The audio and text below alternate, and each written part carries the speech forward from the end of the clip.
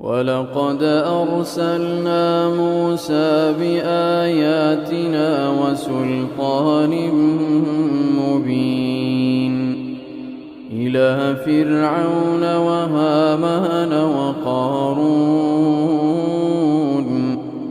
فقالوا ساحر كذاب. فلما جاءهم بالحق من عندنا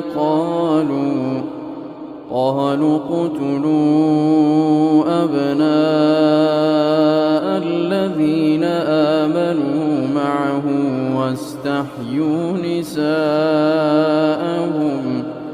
وما كيد الكافرين إلا في ضلال. وقال فرعون ذروني أقتل موسى وليدع ربه إني أخاف أن يبدل دينكم أو أن يظهر في الأرض الفساد. وقال موسى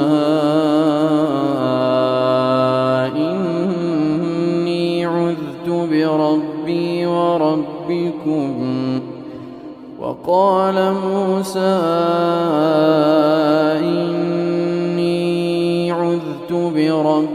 وربكم من كل متكبر لا يؤمن بيوم الحساب. وقال رجل مؤمن من آل فرعون يكتم إيمانه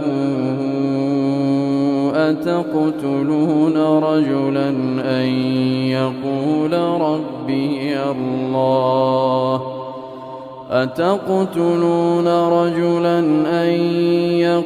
ربي الله وقد جاءكم بالبينات من ربكم وإن يك كاذبا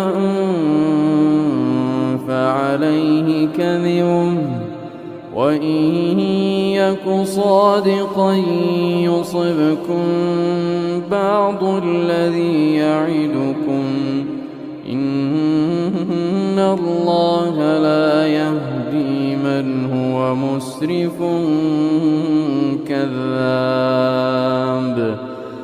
يا قوم لكم الملك اليوم ظاهرين في الأرض فمن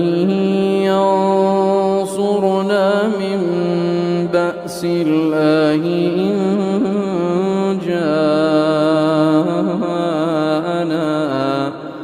قال فرعون ما أريكم إلا ما أرى وما أهديكم إلا سبيل الرشاد. وقال الذي آمن يا قوم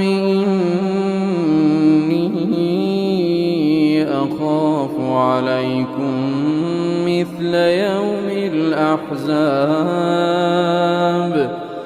مثل دأب قوم نوح وعاد وثمود والذين من بعدهم وما الله يريد ظلما للعباد.